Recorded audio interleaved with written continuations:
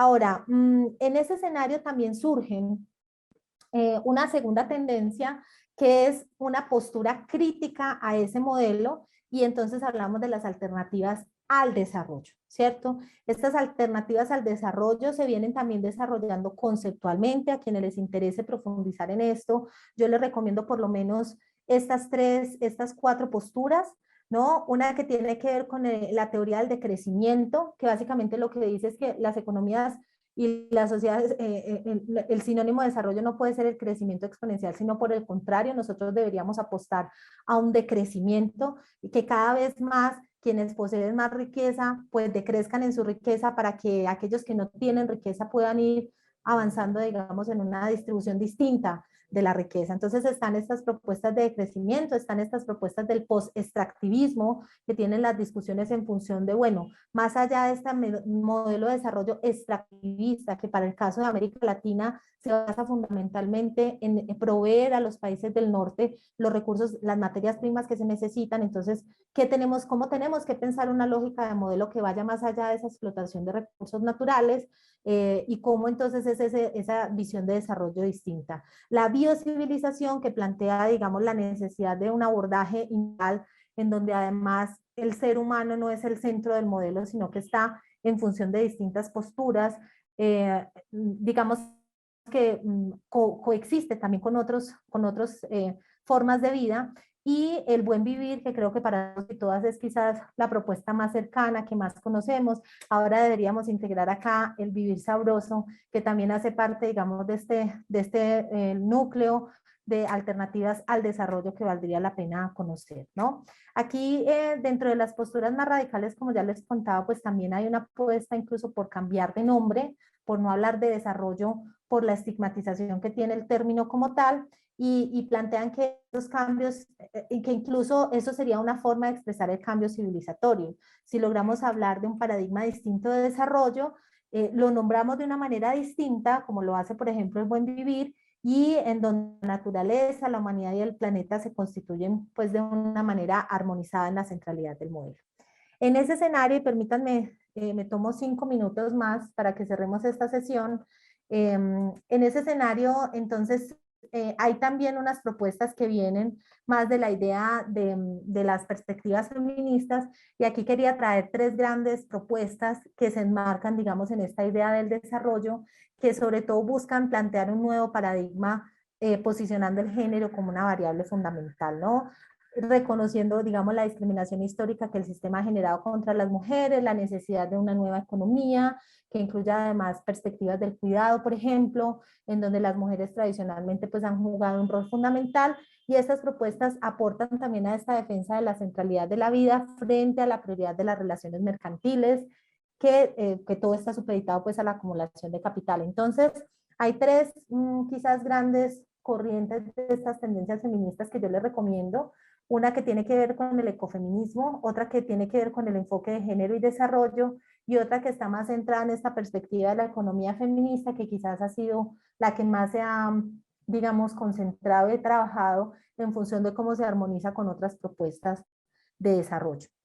En este sentido, digamos, hay un autor que, como ustedes saben, fue el que se trabajó fundamentalmente esta idea del vínculo DEEP, no solamente por su propuesta alternativa, porque es una propuesta alternativa a pesar de que el término se centra en esta categoría del desarrollo humano, pero realmente tiene una mirada un poco más amplia, el desarrollo humano local. Pero aquí hay dos elementos por los cuales me parece importante, digamos, reconocer esta propuesta. La primera, porque nos ofrece unos elementos teóricos y unos insumos, digamos, críticos frente a cómo abordar estos asuntos, pero lo otro es que nos ofrece herramientas metodológicas interesantes para aterrizar esto. Y aquí nosotros encontramos cuatro digamos, bases o pilares de este desarrollo humano local propuesto por Dubois, que tiene que ver con la dimensión económica, ¿cierto?, de este desarrollo humano local, que tiene que ver con este tema de la participación y la interrelación entre lo local y lo global, y que tiene que ver con esta dimensión de género. Aquí para decir básicamente que desde esta perspectiva, este desarrollo humano local pues se entiende como un proceso integral o como un conjunto de procesos por el que cada sociedad determina autónomamente su futuro deseable y posible. Y esto es un elemento diferenciador, porque entonces no hablamos de una idea de desarrollo, sino de unos mínimos que se requieren para que el desarrollo o esos desarrollos que cada comunidad quiera o que cada pueblo quiera, lo defina, ¿no? Entonces no es el desarrollo como concepto, sino el desarrollo como condiciones mínimas que deben estar presentes para poder pensarse en nuestro propio desarrollo. Entonces hablamos de desarrollo en plural. Y ahí pone, digamos, un elemento central que es el tema del bienestar.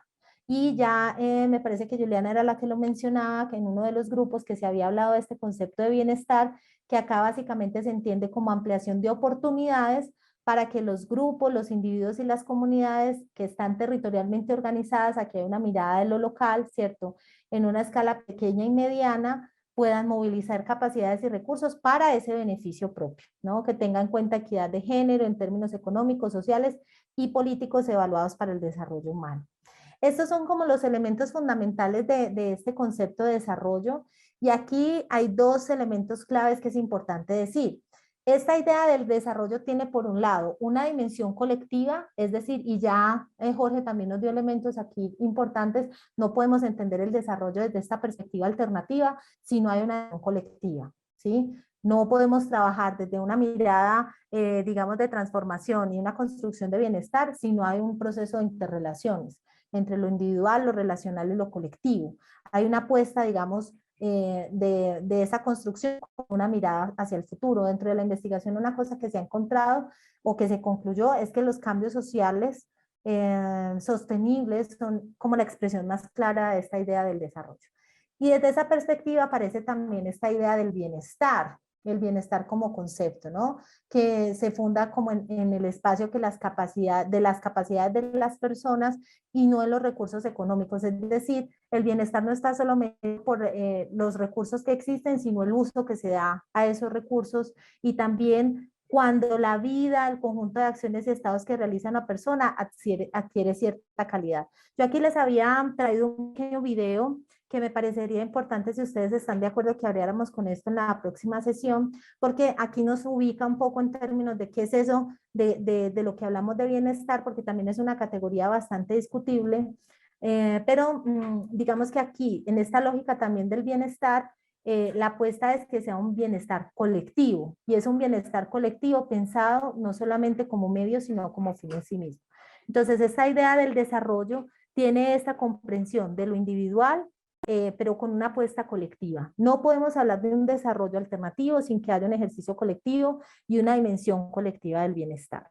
Estas son como las tres dimensiones que yo les hablaba. La economía social y solidaria como una expresión, una forma alternativa a este desarrollo, ¿cierto? La dimensión de género como una alternativa a este desarrollo y los aspectos sociopolíticos. Es decir, que cuando nosotros pensamos en unas estrategias alternativas al desarrollo, ¿cierto? Por lo menos según el planteamiento de Dubois, deberían existir estas tres dimensiones. Deberíamos hablar de otra economía, deberíamos tener aspectos sociopolíticos determinantes como el tema de la participación y la democracia y debería subyacer el género. A grosso modo, y ya para concluir, y quizás esto se los dejo acá, me parece importante como relevar estos elementos básicos cuando uno mira estos escenarios clásicos, no clásicos, estos escenarios y estas tendencias del desarrollo, sí podemos sacar como unos mínimos. Sí podemos decir, mire, si hay unos mínimos de desarrollo, que uno cuando habla de esta categoría, hay unas características generales. Lo primero es que efectivamente cuando hablamos de desarrollo no es sinónimo de crecimiento, eso es claro. Lo segundo es que sí refiere, cuando uno revisa todos estos conceptos, a una evolución, a un cambio, a una transformación de un individuo y de un colectivo, que hay una existencia de metas concretas definidas por el individuo y la colectividad orientadas a lograr un mayor bienestar, ¿cierto? ¿Cuál? El bienestar que cada uno define, que implica un proceso, unas reglas de juego, unas priorizaciones de necesidades y de satisfactores mínimos, que eso lo vamos a ver cuando trabajemos el tema de capacidades y que se da en un determinado contexto específico, ¿no? Que incluye, por ejemplo, aspectos como la identidad cultural, el territorio, las condiciones ambientales y los actores, y que está localizado por niveles y tiene una convergencia siempre entre lo micro y lo macro. Acuérdense que yo les hablo mucho de este tema de la localización.